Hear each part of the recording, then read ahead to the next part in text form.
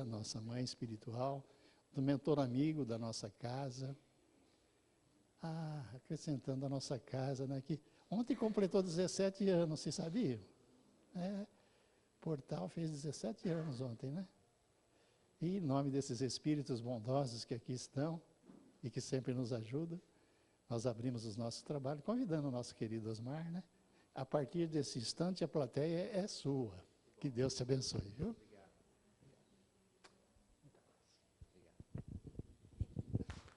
Bom dia a todos. Uma grande alegria estarmos novamente nesta casa. Só um momentinho colocar aqui o comunicador.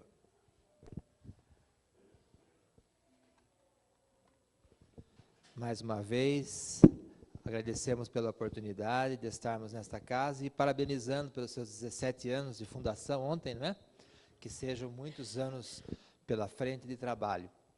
Justamente o tema que nós trazemos para a nossa reflexão nesta manhã, juntamente com o abraço dos companheiros espíritos de Sorocaba, nós estamos aqui fazendo uma trajetória, estivemos em São Carlos ontem, logo mais à noite em Matão, para trazermos também este intercâmbio entre os grupos espíritas. É muito importante isso, Kardec já nos alerta no Livro dos Médiuns sobre a necessidade de estarmos em constante comunicação entre os grupos espíritas. Isso fortalece os nossos vínculos de amizade, o nosso conhecimento, nós aprendemos uns com os outros, não só a doutrina, mas também a prática, né, o trabalho, as atividades, e isso enriquece a todos nós. Nós trazemos a reflexão justamente do Evangelho segundo o Espiritismo, reconhece-se o cristão pelas suas obras, e diz lá então Mateus, né, na fala de Mateus, de Jesus, que Kardec vai colocar também no Evangelho: nem todos os que me dizem Senhor, Senhor, entrarão no reino dos céus, mas somente aqueles que fazem a vontade de meu Pai que está nos céus. Esta frase já nos traz bastante reflexões, porque muitos de nós falamos Senhor, Senhor, ou seja, muitos de nós, cristãos, seguidores de Jesus, que aprendemos o Evangelho de Jesus nas mais diversas denominações cristãs, falamos Senhor, Senhor. Ou seja, nós elevamos o pensamento a Deus, nós rogamos a Jesus, nós declaramos ser cristãos, né? Muitas religiões fazem o batismo simbólico da conversão àquela religião cristã. E Jesus alerta a isso. Nem todos esses que falam Senhor, Senhor, em nome de Jesus, entrarão no reino dos céus, mas somente aqueles que fazem a vontade do Pai. O que é o reino dos céus? Depois, Jesus, em outras oportunidades, vai dizer que o reino dos céus está dentro de nós.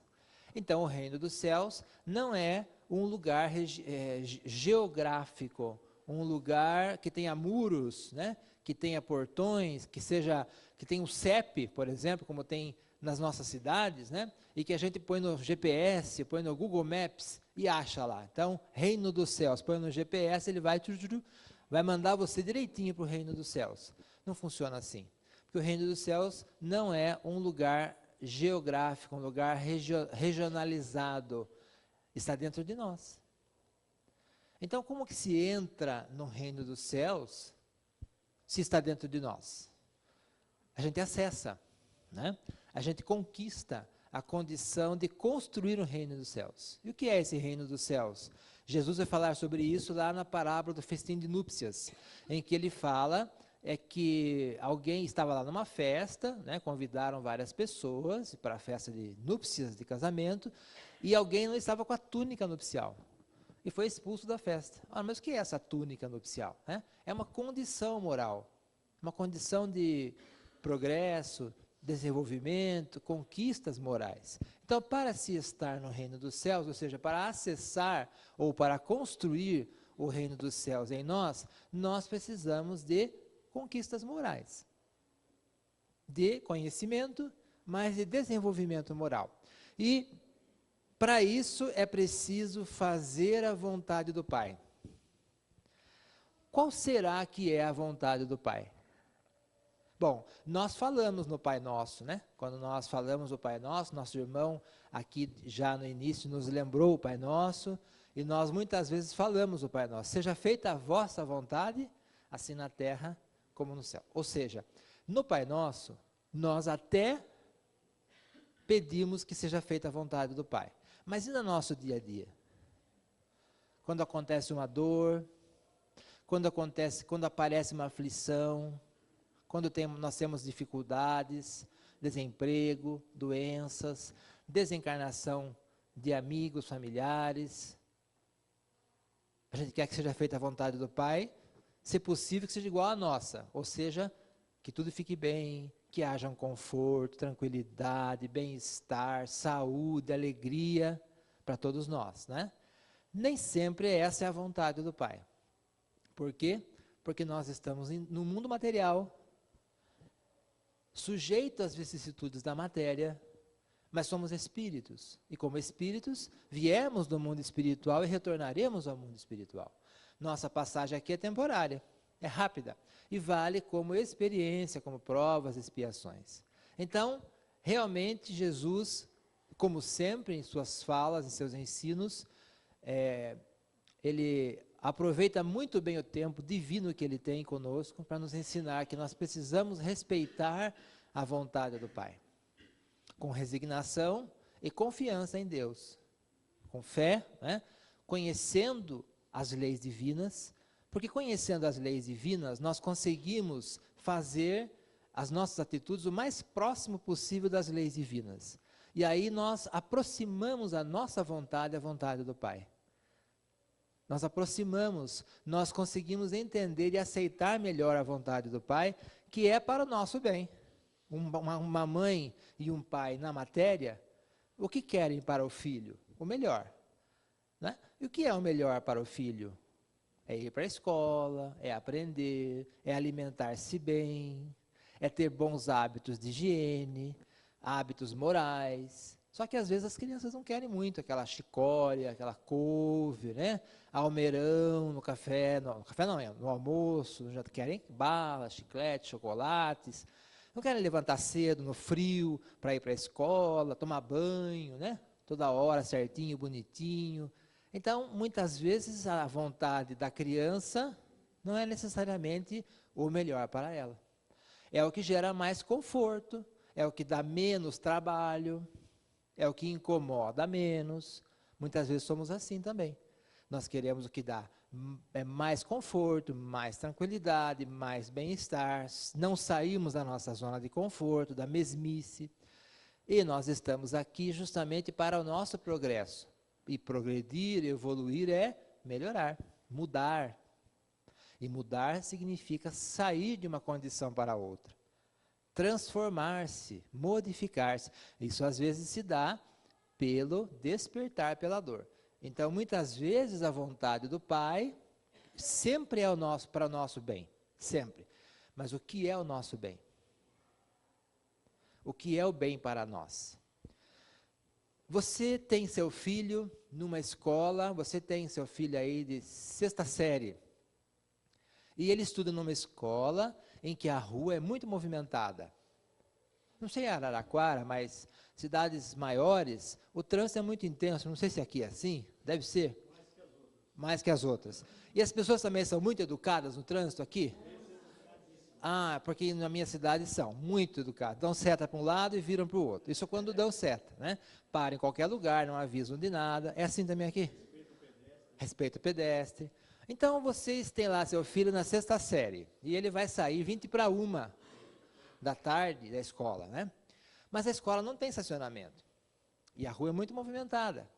E você tem um compromisso você tem que ir almoçar, levar seu filho para a casa da sua mãe, você no caso é a mãe, falando com a mãe, mas pode ser o pai.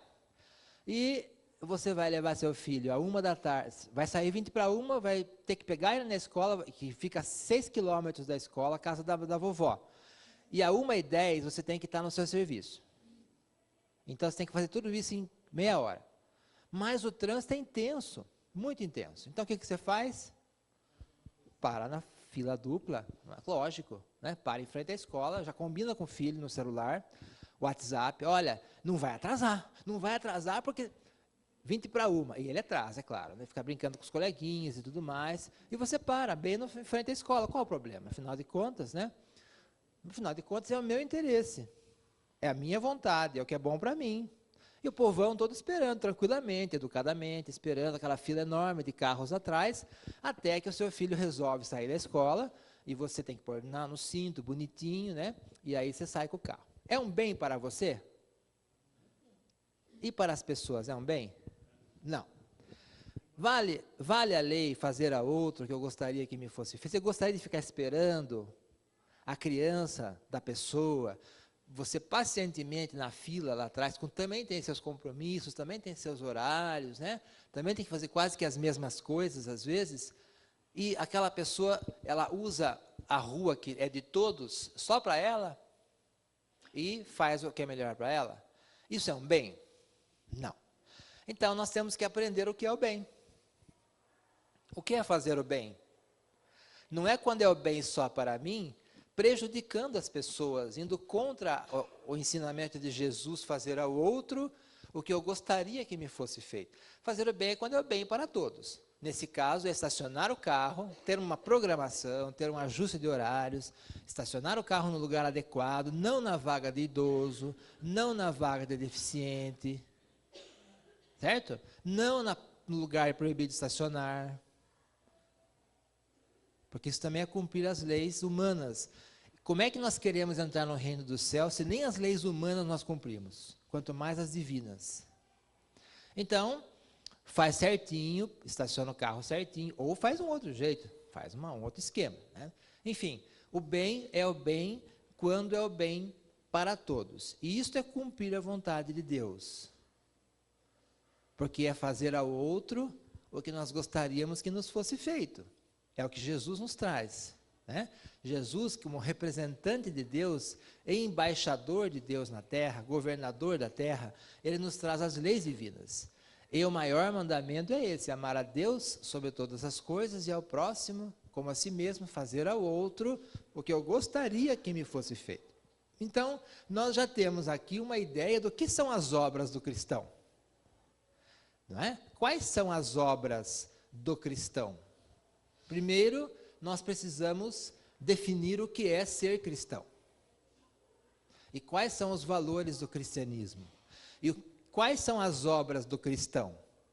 É construção, né, civil? Isso é obra também, né? Uma casa, um apartamento, isso é obra do cristão? Bom, se ele for um cristão, é construtor, engenheiro, o dono de uma empreiteira, é uma obra de cristão, certo? Mas nós não estamos falando dessa obra, nós estamos falando das atitudes do cristão. Primeiro, vamos lembrar o que é ser cristão. O que é ser cristão?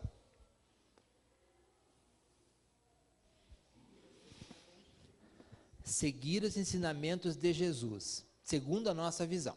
Para as religiões cristãs tradicionais, ser cristão é declarar-se cristão, batizar-se cristão, aceitar Jesus como seu Salvador. Nós respeitamos essa tese, mas essa tese foi construída ao longo dos séculos, depois de Jesus. Se vocês consultarem os livros históricos do cristianismo, livros históricos, não necessariamente espíritas. Pode procurar no Google lá, concílios, põe lá, concílios, no Google. Vai aparecer uma série de informações sobre os concílios. Então, o que nós vamos dizer aqui não é crítica, não é perseguição, preconceito, é o que aconteceu com o cristianismo ao longo dos séculos, que está na história. E Emmanuel descreve no livro Paulo Estevão, no livro Há 2000 anos, o Wallace Leal Rodrigues no livro Esquina de Pedra, né? Hermínio Semirano no livro Cristianismo, a Mensagem Esquecida, Severino Celestino no livro Analisando as Traduções Bíblicas, uma série de livros que falam do começo do cristianismo. Que Jesus, quando desencarna, deixa os apóstolos, e os apóstolos fazem aquele trabalho todo da divulgação do cristianismo, especialmente Paulo, quando ele vai fazer as suas viagens, por vários grupos pela Ásia, né, e até chegando na Itália, na Europa, em Roma, na Grécia. Esses grupos de cristãos, ao longo do tempo, foram se desenvolvendo. Depois do primeiro século, do segundo século, já estavam desenvolvidos e sem ter um nível mínimo de, vamos dizer assim, de acordo com as doutrinas cristãs. Cada um achava uma coisa diferente sobre o cristianismo. E eles foram se reunindo em grupos e depois em acordos, que eram os concílios, ou seja, eles iam se conciliar para resolver as questões doutrinárias do cristianismo. Isso já no segundo século, terceiro século. Um dos mais importantes concílios foi o de Niceia, é uma cidade, Niceia, em que eles resolveram uma série de coisas. Por exemplo, o que é ser cristão, né? Se Jesus era um homem, se era Deus, se existia alguma salvação ou uma condenação, se existia reencarnação ou não existia reencarnação, uma série de coisas. Aqueles que eram favoráveis às ideias defendiam suas ideias, a maioria ganhava, especialmente a maioria que tinha poder, e os perdedores ou mudavam de ideia ou eram expulsos da igreja, daquele grupo, né? Então, no ano 325 se formou uma igreja universal, reuniu-se todos os grupos de cristãos para se formar uma igreja universal cristã chamada católica. Católica quer dizer universal. E as doutrinas foram sendo organizadas. Então, Jesus é um Deus, é uma parte de Deus. Jesus é um salvador literal e uma série de outras coisas. Não há reencarnação, não há comunicação com os mortos, mediunidade e tudo mais. Essas coisas todas que faziam parte do cristianismo, Jesus fala em reencarnação, Jesus fala em mediunidade, fala em lei de causa e efeito, uma série de coisas, em perispírito. Tudo que nós aprendemos na doutrina, aprendemos com Jesus. Kardec vai nos auxiliar a entender, mas está lá em Jesus. Se você observar, está tudo lá. Eles vão tirando, eles não, nós, né? Vamos tirando isso ao longo do tempo e ficando com o que interessava. E aí, no ano 325, se forma essa igreja, que tem, sim, algo do cristianismo, mas tem algo de interpretação das pessoas. É natural isso. Um dos pontos é esse: ser cristão é declarar-se cristão, batizar-se através de um sacramento, de um sacerdócio e obter a salvação dos seus pecados, a resolução dos seus pecados e uma salvação. Então, um ingresso nesse reino de Deus através desse batismo, dessa conversão. Bom, é o que nós tínhamos para aquele momento. Já passou, não temos o que discutir e questionar. É o que nós podíamos fazer naquele momento com o cristianismo. Mas Jesus fala que ele ia mandar o Consolador, que iria nos restabelecer o cristianismo e nos fazer lembrar o que ele estava dizendo. Então, depois de 1800 anos, nós temos um resgate desse cristianismo nascente através do Espiritismo. Então, nós respeitamos a tese do ser cristão, é declarar-se, batizar-se, para obter uma salvação, mas entendemos que Jesus diz, na casa do Pai, há muitas moradas. A cada um será dado segundo suas obras. Então, não se trata de um lugar final. Se há muitas moradas, há muitas moradas. Nenhuma das minhas ovelhas se perderá. Então, não há uma condenação. E cada um vai obter segundo suas obras. A cada um será dado segundo suas obras. É isso que nós entendemos com Jesus. Então, vamos retomar esse cristianismo nascente. E retomar o conceito de ser cristão, que é o que vocês falaram. Vivenciar os ensinos de Jesus. Embora a gente respeite aqueles que também vivenciam, mas acreditam numa salvação, que nós respeitamos, nós entendemos que a vida continua. Até porque a mediunidade nos prova isso. Jesus produziu fenômenos mediúnicos. Por exemplo, no Monte Tabor, em que ele aparece com Moisés e Elias, né? Era um espírito, Moisés e Elias, dois espíritos desencarnados, com Pedro, Tiago e João, 3 encarnados, e Jesus se transfigura, ou seja, Jesus está produzindo um fenômeno mediúnico. 2 desencarnados aparecendo para 3 encarnados. Então ele está avalizando, autorizando a mediunidade. Se alguém fala que a Bíblia proíbe a evocação dos mortos, realmente, Moisés proibiu o povo hebreu de evocar os mortos na sua época, porque eles estavam utilizando de forma inadequada. Mas Moisés continuava com a sua mediunidade. Jesus autoriza a mediunidade. Então tem que reclamar com Jesus sobre mediunidade, não com a gente. A gente só está fazendo o que Jesus ensinou, com responsabilidade, visando o bem-estar da coletividade. Através da mediunidade, nós vemos que a vida continua, que ninguém morre. e que a cada um é dado segundo suas obras. Está lá o livro Céu e Inferno, de Kardec, que mostra muito bem isso. Então, voltamos ao conceito. Ser cristão é entender Jesus, porque precisamos entender para depois fazer, e é viver Jesus, né? Viver Jesus é buscar seguir os seus ensinamentos. Buscar seguir, entender, porque sem entender não dá para seguir. Por isso que a doutrina espírita é uma doutrina de entendimento, de estudo, usando a razão. A razão é um atributo que Deus nos dá, que é a inteligência, né? A razão faz parte da inteligência. Nós raciocinamos, estudamos, conhecemos, colocamos no nosso intelecto, analisamos, às vezes não concordamos, que também faz parte, e depois colocamos no nosso arquivo de atitudes. Então, a partir de um conhecimento, nós procuramos mudar nossas atitudes. E isto para nós é ser cristão.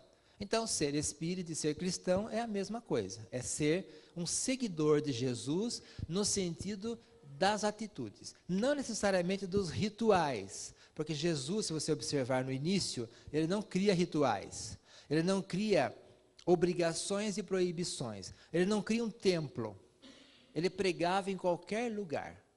Na barca, no meio do Mar da Galileia, nas praias em torno do Mar da Galileia, né, que é o lago Genezaré, que é onde ele vivia costumeiramente, que é formado pelo Rio Jordão, nas cidades próximas, na casa das pessoas, nas sinagogas, no templo de Jerusalém, onde ele estava, ele pregava. Ele não construiu um templo, ele não criou rituais. Os rituais vieram depois, com o paganismo dos romanos e dos gregos, porque para aqueles cristãos que nós falamos aqui, aceitarem, ou para os romanos, né, que tinham os seus rituais, tinham as suas obrigações, altares, imagens, para eles virem para o cristianismo, já catolicismo, abriu essas exceções. Pode vir, faz o seu ritual aí, usa os seus paramentos, as suas vestes especiais, os seus altares. Os gregos tinham isso, os romanos tinham isso. Se você for nos museus gregos e romanos, Museu do Vaticano, Museu do Louvre, tem imagens, esculturas maravilhosas dos deuses gregos e romanos, dos animais, né, como os egípcios faziam. Então eles herdaram isso, e nós incorporamos na religião católica as imagens, agora de santos, de Jesus, de Deus, que fazia parte dessa cultura anterior, que nós também respeitamos, mas que não faz parte do cristianismo primitivo. Jesus não faz isso. Ele prega o amor e vive o amor, o respeito ao próximo, a tolerância com as diferenças, o não preconceito. Nós vivemos num mundo de preconceitos, porque a pessoa é petista, ou porque a pessoa hoje não sei, é de direita, né, de esquerda, sei lá, se a pessoa não sei, se a pessoa é negra, se a pessoa é homossexual, se a pessoa sei lá, se a pessoa é nordestino, é argentino, boliviano, tudo é alvo do nosso preconceito, porque não pensa como nós, porque não é igual a nós, porque não acredita, é corintiano, palmeirense, né, se matam. A gente pode fazer um bolão aqui, todo jogo Corinthians e Palmeiras, não quanto vai dar o jogo, mas quantos vão morrer. Porque sempre morre. Ou Flamengo e alguém também, sempre morre. Por quê? Porque não conseguimos nos tolerar. Porque é diferente de mim, do que eu penso, do que eu acredito. Ok, ninguém pensa da mesmíssima forma. Ninguém pensa. Ainda bem, porque senão seria um marasmo, né? A beleza da criação justamente é essa, a diferença. A gente aprende com as diferenças. Jesus nos ensina a ter tolerância com as diferenças. Quando ele fala com Maria de Magdala, por exemplo, que era uma prostituta. Ele conversa com uma prostituta, com uma mulher e com uma prostituta. Ele aceita, olha para ela, conversa com ela e diz que os seus pecados foram perdoados porque muito amou. Isso foi uma coisa horrível para os judeus, especialmente para os fariseus. Ele vai falar com Zaqueu, o publicano, que era um cobrador de impostos, corrupto, uma coisa que depois nunca mais aconteceu. Ele cobrava impostos e ficava com uma parte a mais para ele. Nunca mais isso aconteceu na face da terra, né? Então ele cobrava uma parte de você e ficava para ele com uma boa parte daquilo. Enriqueceu. E ele se arrependeu depois. Olha que coisa boa, né? É possível as pessoas se arrependerem disso. E foi falar com Jesus. Jesus foi dormir na casa dele. Isso arrepiou os fariseus. Meu Deus, Jesus vai dormir na casa de Zaqueu? Aquele ladrão sem vergonha, corrupto, que rouba de todo mundo? Que isso? Quem é esse homem? Jesus fala, Zaqueu, importa que eu durma na sua casa, porque hoje a salvação entrou nesta casa. Ou seja, ele viu que Zaqueu estava se arrependendo. E Zaqueu fala, Senhor, eu vou devolver em dobro tudo que eu roubei das pessoas. Olha que ideia boa para dar para algumas pessoas por aí. Eu vou devolver em dobro tudo que eu roubei das pessoas. Olha que coisa boa. Isso um dia vai acontecer. Vocês podem escrever isso. Não vai ser na nossa geração, mas um dia isso vai acontecer, pela lei de causa e efeito, né? Enfim, então Jesus tolera as diferenças. A mulher adúltera foi pega em adultério, né? Ia ser apedrejada até a morte. Mulher, homem não, né? Homem tudo bem, pode, mas mulher era pega em adultério, apedrejava. E Jesus fala, atire a primeira pedra aquele que nunca pecou. As pessoas saem, fica só ele com ela, e ela fala, onde estavam aqueles que te condenavam? Foram embora. Eu também não te condeno. Vai, não peques mais. Jesus está nos ensinando a tolerar as diferenças e os erros das pessoas. As pessoas não são os seus erros, as pessoas são espíritos. Elas erram porque nós todos erramos. Todos nós erramos, porque estamos aprendendo. Somos alunos. E os alunos erram, porque não sabem. E para aprender tem que fazer exercícios na matemática, na língua portuguesa, em qualquer disciplina da escola. Na vida é assim. Nós aprendemos. Imagine se um professor, a cada vez que um aluno erra, ele expulsasse da escola. Né? Não ia ficar um. E o professor faz o quê? Ele dá novas oportunidades, ele ensina de novo, com paciência, dá um novo exercício de uma outra maneira, até que o aluno aprenda. Deus faz isso com a gente, nos dá novas chances. Não nos condena ou nos salva. Não, tudo bem, você gosta de mim? O professor faz assim, você gosta de mim? Gosta. Então está salvo, não precisa aprender essa lição. Não funciona assim. Ele vai nos dar novas chances até que a gente aprenda. Então, Deus faz isso com a gente, através das reencarnações, nos dá novas oportunidades.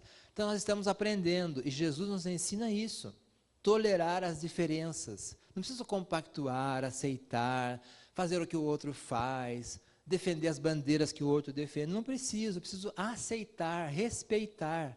Nós vivemos uma coletividade, nós vivemos uma sociedade. Sociedade quer dizer isso. Quando você abre uma sociedade, uma empresa com alguém, você é sócio daquela pessoa. Vamos abrir aqui um negócio de cachorro-quente, né? Sei lá, um negócio aqui de cachorro-quente, organizado, bonitinho, né? Cachorro-quente SA, ou cachorro-quente limitada, né? Fulano e fulano são donos da empresa de cachorro-quente. Eu ponho 5 mil, você põe 5 mil, são 10 mil, a gente vai comprar lá os cachorro-quente, vai montar e vai vender. Se der lucro, quem ganha o lucro? Os dois. Se der prejuízo, quem ganha? Os dois. Sociedade. Nós vivemos uma sociedade. Se der lucro, é para todos. Se der prejuízo, é para todos. É que o nosso orgulho e egoísmo divide mais ou menos assim, né? O bom vai para uns e o resto fica para o resto. Mas é uma sociedade. Não importa o que o outro faz, importa o que eu faço. Ora, se eu quero conviver com a sociedade, eu preciso colaborar com ela. Eu preciso ser útil para ela. E não ficar criticando o outro porque o outro faz, porque o outro não faz, porque o outro é isso, porque o outro é aquilo.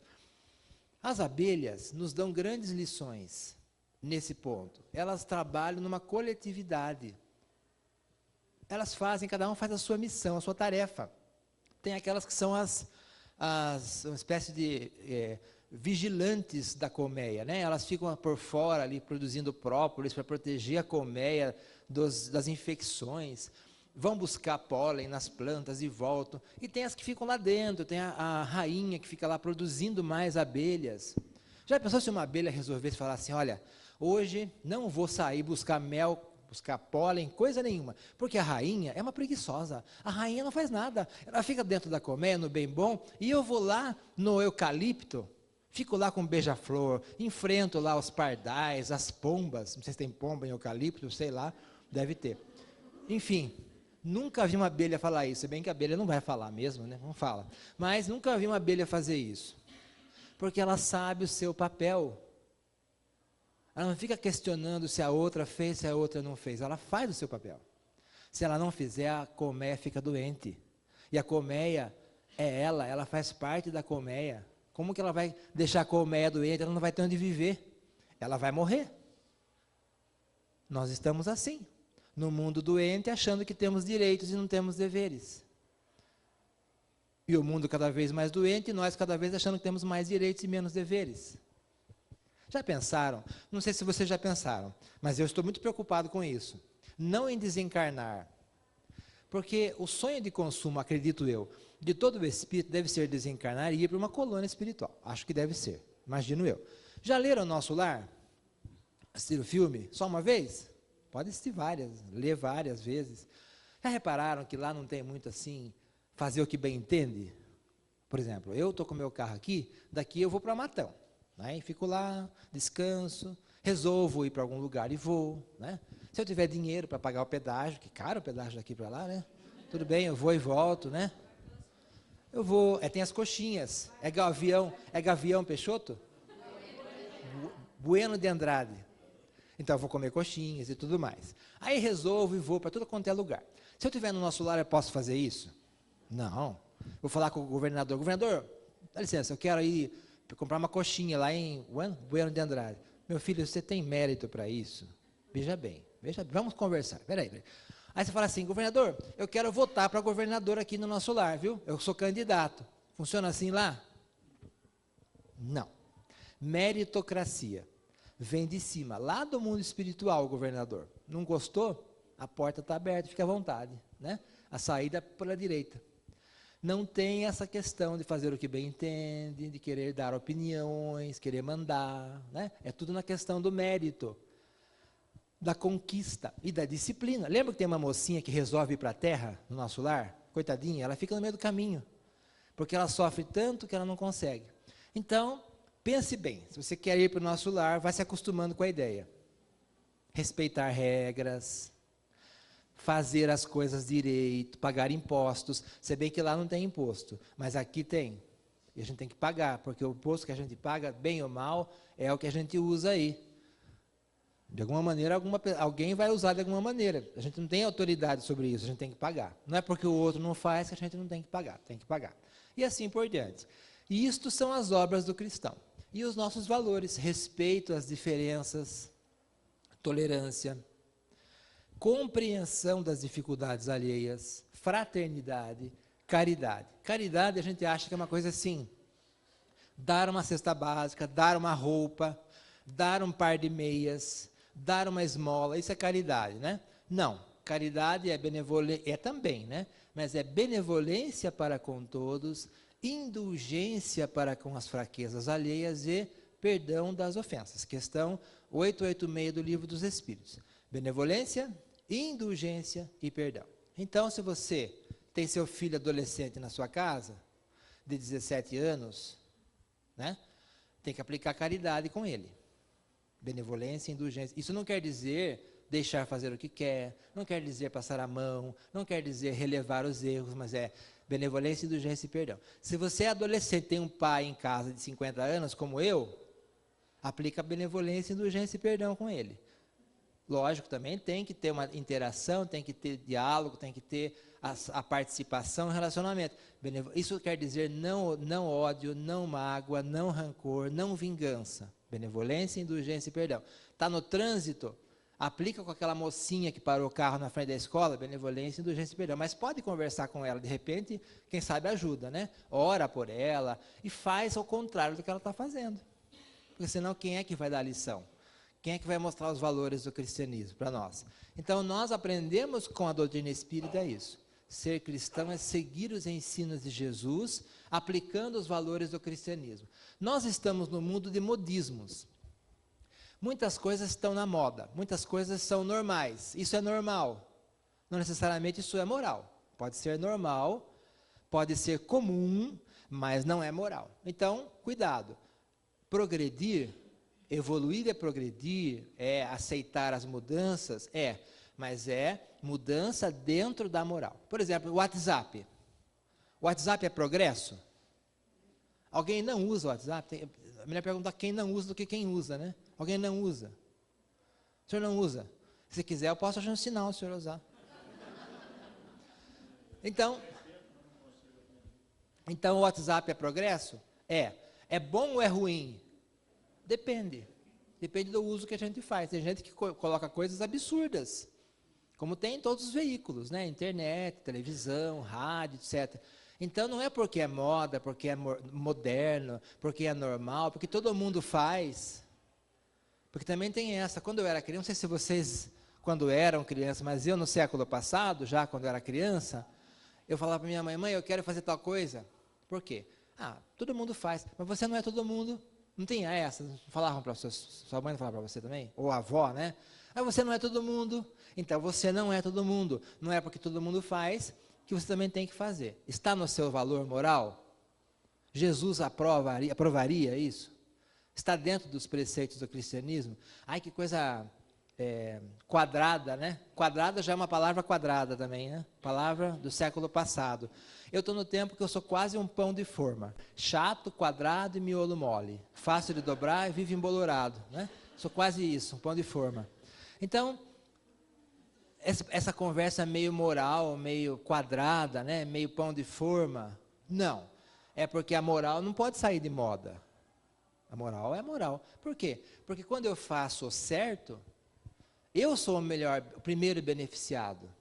Quando eu faço o errado, ou fora das leis morais, eu sou o primeiro prejudicado. Não é para o outro que eu estou falando, é para mim. Então, fazer o adequado, fazer o correto, é bom para mim primeiro, porque eu estou dentro das leis divinas. Estou me reequilibrando, estou me garantindo equilíbrio e felicidade futura. Então, Jesus nos ensina isso em todos os lugares em que ele passou, e são lugares abertos, públicos, casa das pessoas, ele nos ensina isso. Para nós confirmarmos essa informação da prática, Tiago, o apóstolo, um dos apóstolos de Jesus, nos traz isso. Meus irmãos, que aproveita se alguém disser que tem fé e não tiver obras? Porque uma das teses que venceu é que a fé salva. Uma daquelas teses dentro do cristianismo que virou igreja católica é a fé salva. Basta ter fé para se salvar. E Tiago diz isso. Meus irmãos, que aproveita se alguém disser que tem fé e não tiver obras? Porventura a fé pode salvá-lo? E se o irmão ou a irmã estiverem nus e tiverem falta de mantimento cotidiano, e alguém de vós lhes disser, vai em paz, fique quieto, tranquilo, fartai, está passando fome, necessidade, miserável, vai com Deus, meu filho. Tenha fé. Será que isso só resolve, né? E não lhes derdes as coisas necessárias para o corpo, que proveito virá daí? Assim também a fé, se não tiver as obras, é morta em si mesma. Então, Tiago, apóstolo de Jesus, diz que a fé, se não tiver obras, é morta em si mesma. Ou seja, precisa ter obras, fazer coisas. É preciso ter fé? Claro que é. A fé nos ajuda, a fé nos sustenta, nos ampara, nós confiamos em Deus, mas temos que fazer. Buscai e achareis. Abrir, como é que é? Batei e abrir-se-vos-á. Então, nós precisamos fazer para, ajuda-te que o céu te ajudará, não é? Que está no Evangelho. Ajuda-te, faça a sua parte. E faça a sua parte pela coletividade, pela sociedade em que você vive, na colmeia que você vive. Isso é obra. Então, sem obras, a fé é morta em si mesma. E Kardec vai dizer, todas as que reconhecem a missão de Jesus, dizem, Senhor, Senhor. Mas de que serve lhe chamarem mestre ou Senhor, se não lhe seguem os preceitos? Serão cristãos os que honram com exteriores atos de devoção? E ao mesmo tempo sacrificam ao orgulho, egoísmo, a cupidez e as paixões? Serão seus discípulos os que passam os dias em oração e não se mostram nem melhores, nem mais caridosos, indulgentes para com os seus semelhantes? Não, porquanto do mesmo modo que os fariseus, eles têm a prece nos lábios e não no coração. Pela forma poderão impor-se aos homens, não porém a Deus. Então nós precisamos muito mais do que a prática exterior simbólica, que pode inclusive ser útil. na lei de adoração do Livro dos Espíritos, Kardec fala e pergunta, a adoração exterior é útil? É, eles falam, desde que seja feita com o coração. A adoração exterior, eu falar em praça pública, eu ter um culto religioso, né, com grandes movimentações, emoções, é útil? É, desde que seja feita com o coração, e não apenas como uma prática exterior. Mas para nós o mais importante é o sentimento, o pensamento. O pensamento nos move. Então o que é que estamos aqui fazendo na Terra, no planeta? Estamos buscando melhorar-se. E melhorar-se é mudar-se, transformar-se. O que nos move? O que nos move como espíritos? Qual é o nosso objetivo? Qual é a nossa meta? Provavelmente, teoricamente, a evolução espiritual. Mas na prática, fazer feijão quando eu chegar em casa, né? Cozinhar um lagarto para o almoço, ou fazer um macarrão com queijo ralado e molho de carne moída e manjericão, não é? Fica bom, né? Fica. Depois à tarde assistir o Faustão, não é? E à noite dormir. No dia seguinte vou trabalhar. E assim move a vida. Tem que consertar meu carro, renovar minha carteira de habilitação, tirar os pontos que estão no meu nome, passar para o nome da minha esposa. Não, isso eu não vou fazer, porque isso não é cristão, né? A gente também faz isso. Essas coisas, sonegar imposto de renda, passar o ponto da carteira para outra pessoa, né? Isso não é cristão. E assim por diante, isso nos move no dia a dia. Então nós estamos também envolvidos nos nossos desejos, nas nossas necessidades. E o Eliseu Rigonati, nesse livro Espiritismo Aplicado, nos ensina a lidar com os nossos desejos, para fortalecer o desejo e sobrepor a vontade ao desejo. Então nós vamos ver rapidamente aqui sobre isso. No fundo de todo pensamento há um desejo. Eu vou ter que responder, eu convido vocês a responder 3 perguntinhas antes de realizar um desejo. Você tem um desejo, sei lá. Aqui tem essa coxinha, né? Essa coxinha é boa? É, muito boa? Então, veja bem, eu vou sair daqui e quero comer 10 coxinhas. Posso? Mas se eu puder pagar, não posso? Posso. Devo? Não, não devo. Por que eu não devo? Não vai fazer bem, eu vou sonhar com coxinha a semana inteira. Eu vou lembrar dessa coxinha, eu vou virar uma coxinha, por sinal. Já tem um certo formato de coxinha, vou virar uma coxinha. Então, não devo. Então, vamos analisar o meu desejo. Vou prejudicar o meu semelhante se eu realizar esse desejo? O meu semelhante, a não ser a minha esposa, que pode ser que tenha que me levar para um hospital, um pronto-socorro, talvez, né? Vou prejudicar o meu progresso espiritual se eu realizar esse desejo? Vou. Porque esse desejo realizado de comer 10 coxinhas vai me deixar com o sistema digestivo todo complicado.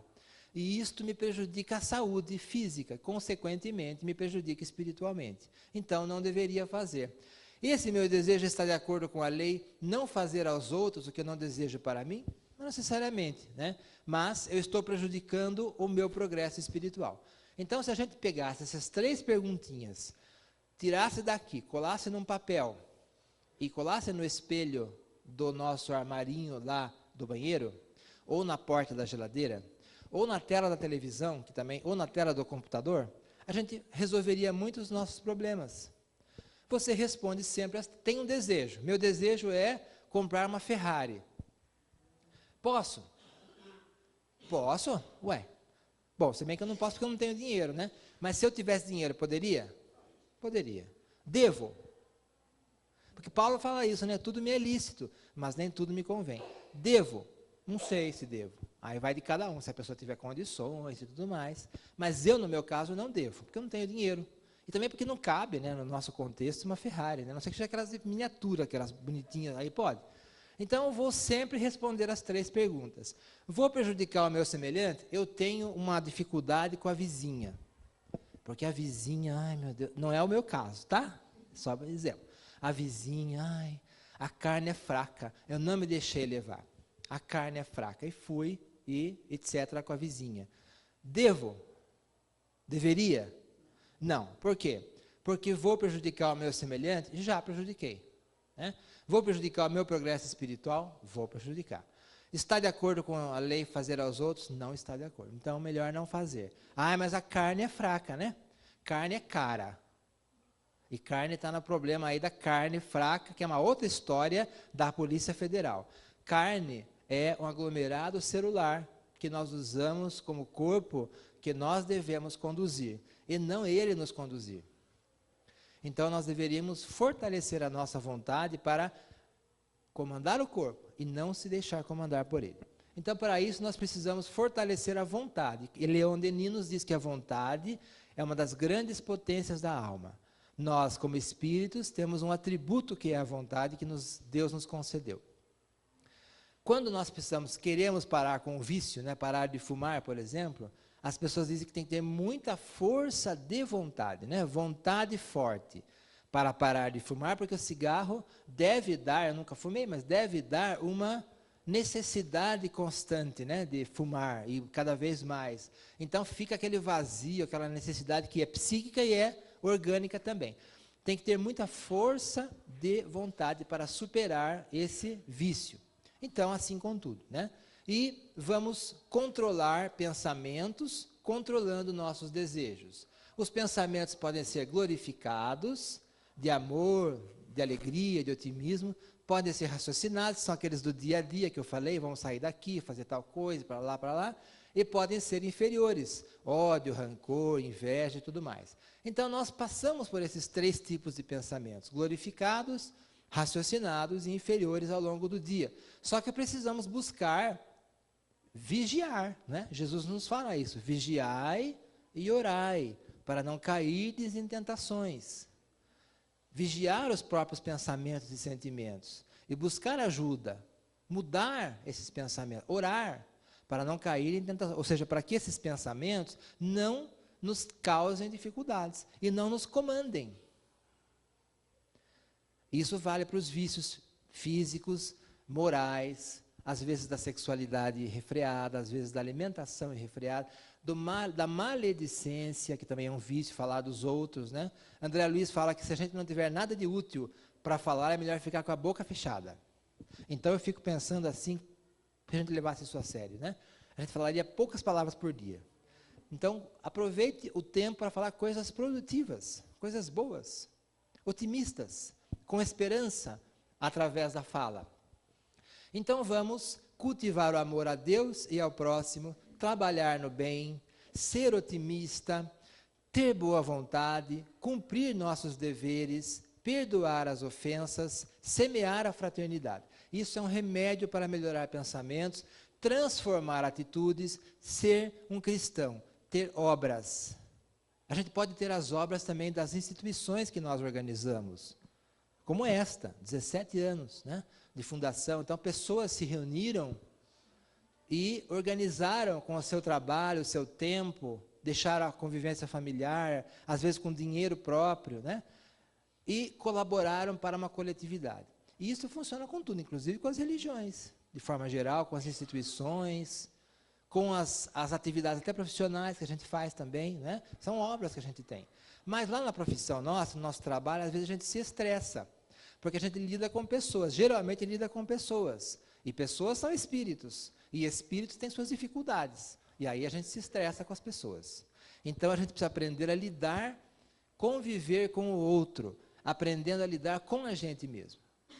Ou seja, ter paciência com o outro, porque o outro pode estar numa condição que eu estarei um dia, ou já estive no passado, de dificuldades, de problemas, de dores, de aflições, e desembesta tudo na gente, solta em cima da gente, e a gente não tem nada a ver com aquilo, só que a gente está no papel do atendente, às vezes, né? No serviço público, num lugar de atendimento, num consultório médico, seja lá onde for, a gente está no lugar do profissional, do atendente, daquele que está servindo, e deveria buscar servir sempre com no mínimo, paciência, tolerância.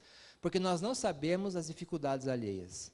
E às vezes são tão grandes e a gente não está, às vezes, sabendo. Então, essa é a nossa mensagem de buscar construir as obras no bem. Reconhece-se o cristão pelas suas obras. Que possamos nós ter obras, ter atitudes produtivas no bem. Pode ser obras grandes, pode ser obras pequenas, pode ser a obra do dia a dia. Uma vez eu estava dando um estudo doutrinário na casa espírita, falando do mundo, da criação, de Deus, do universo, né, dos fluidos, né? E uma moça chegou para mim e falou, qual é o meu papel nisso tudo? O universo infinito, tão maravilhoso, a gente está imerso no mar de fluidos. O que eu estou fazendo aqui? Eu falei para ela, você tem filhos? Tenho. Ela tinha 20 e poucos anos. Você já tem uma grande missão. Seus filhos, sua família, seu trabalho, é uma grande missão. Sua mãe, seu pai, seus irmãos, seus amigos, já é uma grande missão. Então a gente pode encontrar a nossa missão, identificar a nossa missão e fazer bem a nossa missão, que é o dever lá do Evangelho, né? Além da obrigação, o dever. Então esta é a nossa mensagem para todos nós de reflexão, de o cristão sermos cristãos no dia a dia. E Jesus ainda nos diz, um novo mandamento vos dou, que vos ameis uns aos outros, como eu vos amei. Como é que Jesus nos amou? Como é que Jesus nos amou? Ou nos ama? Não espera gratidão. Não espera reconhecimento. Aliás, ele só espera de nós. Há 4 bilhões e meio de anos que a Terra se formou, ele já é o governador da Terra e está preparando para nós a Terra. Sempre esteve, né? Desde o começo preparando a Terra e continua preparando. Então nós não nos aflijamos. Jesus tirou lá de nuvens cósmicas um elemento para formar a Terra, junto com os engenheiros siderais. Está no livro Caminho da Luz de Emmanuel. Depois ele organizou a vida na Terra. E depois ele nos recebeu como princípios espirituais e espíritos. E nós precisamos fazer a nossa parte. Então ele nos ama assim, indistintamente, sem preconceitos, sem ficar julgando, respeitando o nosso tempo. Então faça isso com o próximo. Respeite o tempo do próximo, sem julgamentos. Fazendo o que for possível para o bem-estar da coletividade. Obrigado pela oportunidade, que a paz de Jesus esteja sempre conosco.